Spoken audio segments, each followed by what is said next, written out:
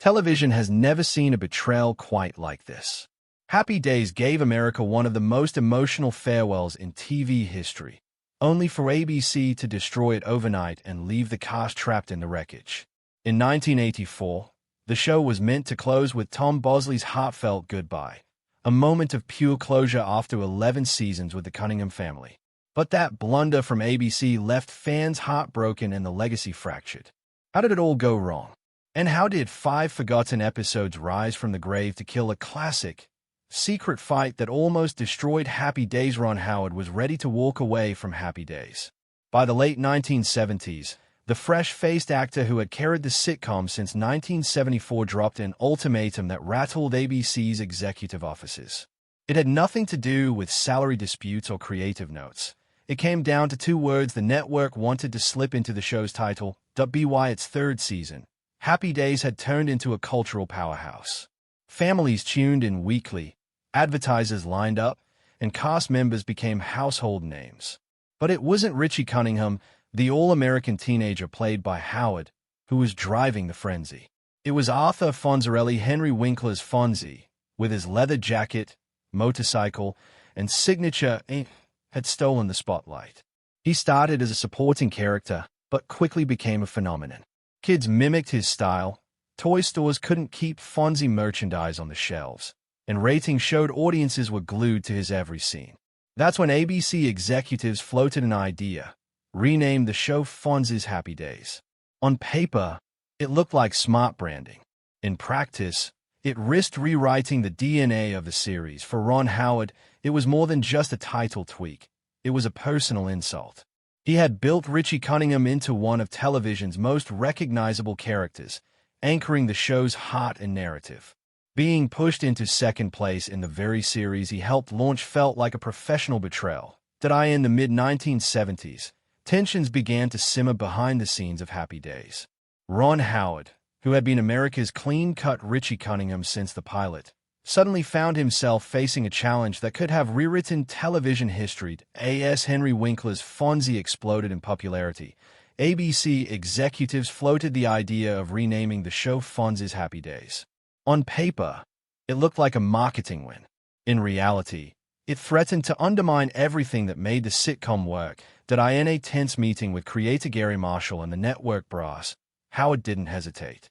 He told them flatly, if the title changed, he was out. No bargaining, no second thoughts.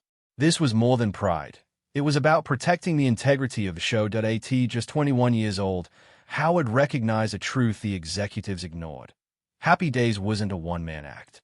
Fonzie's cool only shone because it was balanced against Rich's everyman charm, Marion's warmth, and the rest of the Cunningham family. Industry insiders were stunned. Young actors didn't defy the network machine, especially not over something as small as a title.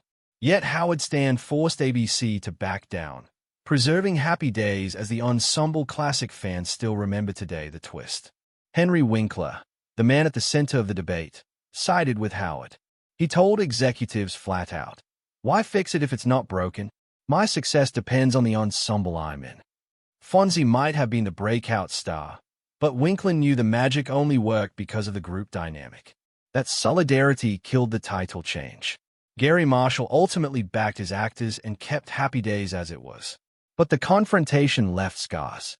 Howard began thinking seriously about leaving acting to pursue directing, a career move that would eventually make him one of Hollywood's most respected filmmakers. Looking back, this battle over 2 words foreshadowed deeper issues inside ABC. The same executives who nearly lost their leading man to a branding decision would later mishandle the show's scheduling and finale, turning what could have been a perfect goodbye into one of television's strangest send-offs. This moment wasn't just about egos. It exposed the constant tug-of-war between creativity and corporate profit that shaped television for decades. To the network, Fonzie was a cash cow. To the cast and creators, he was a character who only thrived in the world they had carefully built together. But Howard's ultimatum was only one side of the story. When the spotlight eventually dimmed, it was Henry Winkler, not Ron Howard, who faced the deepest struggle. Away from the cheers, catchphrases, and leather jacket, The man behind television's coolest character was carrying a weight no one in the audience ever imagined. What pain was Winkler hiding beneath Fonz's perfect smile? Untold pain behind the Fonz cool smile. Henry Winkler was broke when he auditioned for Happy Days. In 1973, the actor who would later become the face of American cool arrived in Hollywood with barely a month's rent saved. He had left New York after years of scraping by in the theater, where steady work was rare and paychecks were small. Winkler admitted later that his finances were dire. He wasn't chasing fame anymore. He was chasing survival. The irony is striking because the man who would soon play Arthur Fonzie Fonzarelli, the most confident character on television, was terrified as he walked into that audition room. He read for the role of a leather-jacketed biker who was originally written as comic relief. Somehow, against the odds, he got the part. That single moment changed not just his life, but also the course of television history. By the third season of Happy Days, television had a new king, and his name was Arthur Fonzarelli. What began as a minor supporting role, written for just a handful of lines each week, exploded into a cultural phenomenon. The Fonz wasn't just a character, he became a national obsession. Kids across America mimicked his AEE catchphrase in school hallways. Barbers saw boys asking for his slicked-back hairstyle, and toy stores couldn't keep Fonzie lunchboxes, T-shirts, and action figures on their shelf. Henry Winkler, who had been a struggling stage actor before landing the part, suddenly found himself one of the most famous faces in America. He graced magazine covers, appeared on talk shows, and received more fan mail than the rest of the cast combined. Audiences didn't just like the Fonz.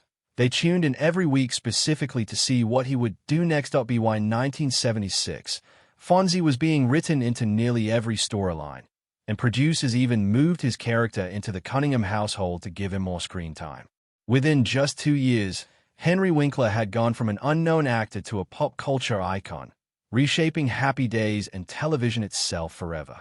But fame came with a hidden cost. For more than a decade, Winkler was the Fonz.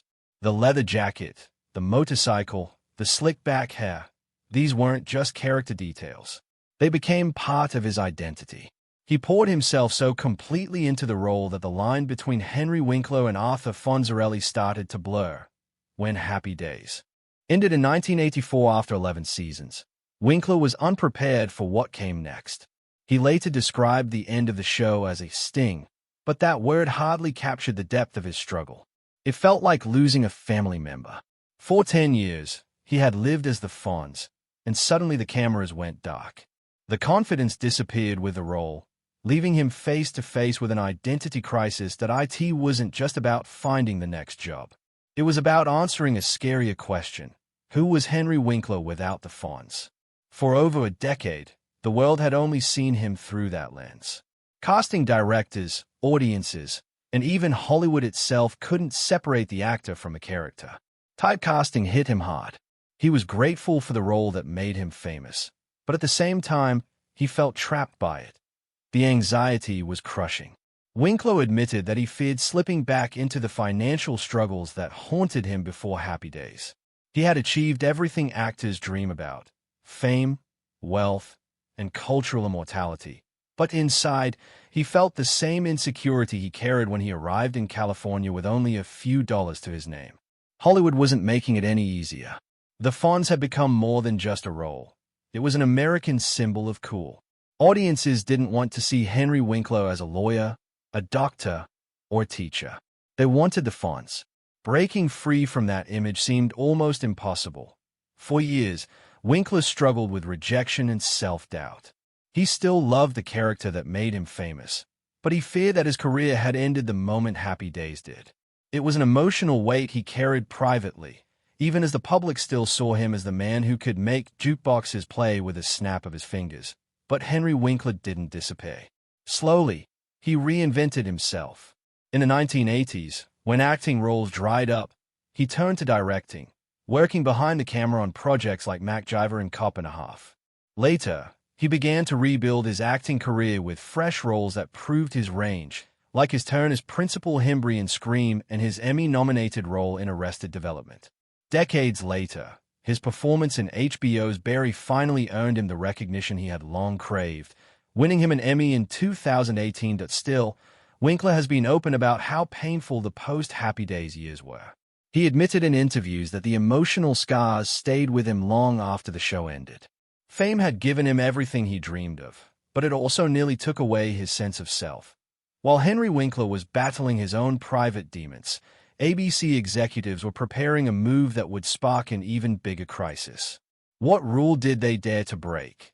The 1984 Olympics ruined Happy Days. February 1984 was supposed to be a proud moment for ABC. The network had secured exclusive coverage of the Winter Olympics in Sarajevo, a global event that promised huge ratings, prestige, and millions in advertising revenue. But behind the excitement, ABC made one of the most damaging scheduling mistakes in television history. A decision so disastrous, it forever changed how networks handled finales, programming conflicts, and even the relationship between viewers and the stories they loved. This is the forgotten disaster that turned Happy Days, one of America's most beloved sitcoms, into the first zombie series on television. At first, it looked like a routine scheduling problem. The Sarajevo Games ran from February 8 to February 19, 1984. ABC, as the rights holder, cleared its primetime slots for nightly coverage of figure skating, skiing, and ice hockey. This meant that several shows were pushed out of their usual time slots, including Happy Days, which was already in its final season after an 11-year run. The displaced episodes weren't random filler. They were supposed to air in February as part of the show's final stretch leading up to its big goodbye. ABC's executives were faced with a choice: delay the finale until summer to make sure every episode aired in order, or stick to their May finale schedule and figure out what to do with the leftover episodes later. They chose the second option, and that choice broke television's most sacred rule that on May 8, 1984, Happy Days aired its series finale, Passages. It was an emotional farewell. Joni and Chachi got engaged. Fonzie, the show's cultural icon, finally adopted a son. And Tom Bosley, as Mr. Cunningham, gave a heartfelt toast to family and friendship. For millions of viewers, this was closure. After more than a decade of watching, they said goodbye to the characters who had defined 1970s American television. But ABC wasn't done. Once the Olympics were over, they still had those unaired February episodes. Instead of shelving them, the network brought Happy Days back in June and July, months after the finale. To audiences, it felt like the dead had risen. Fans were confused, critics were baffled, and the legacy of one of America's most iconic sitcoms was tarnished. To understand how big a blunder this was, you need to understand what a series finale represents. It isn't just another episode. A finale is a contract between a show and its audience. It gives closure. It allows viewers to emotionally move on. Once that curtain drops, the story is complete. ABC's executives treated episodes like interchangeable blocks of content. To them, it was just business. Air the finale as planned, then throw in some bonus episodes for fans. But television writers, directors, and actors knew better. Storytelling follows emotional logic. You can't reopen a finished story without breaking the bond with your audience. Veteran producers in Hollywood watched in horror. They compared it to a film adding random scenes after the credits, or a novel publishing extra chapters after the last page. The damage wasn't just a Happy Days. It was a lesson to the entire industry. The fallout was immediate. Other networks quietly took notes, determined never to repeat ABC's mistake. By the mid-1980s, contracts began including clauses that guaranteed finale protection, meaning a series ending couldn't be undermined by scheduling changes or bonus episodes.